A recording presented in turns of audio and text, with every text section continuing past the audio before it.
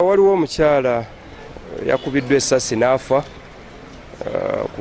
kumpi ne Kolombano Bar.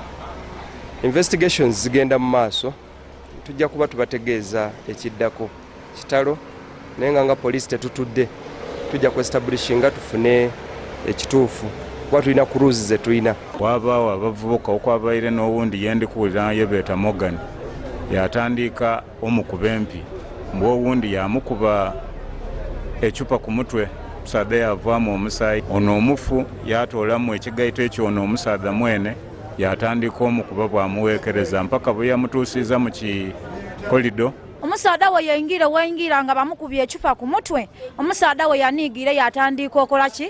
Yamukuba isasi yali mukubye mu mbirizi. Yafuluma muwalere okuliya we yafuluma mu kikumbo yatutiisa awo.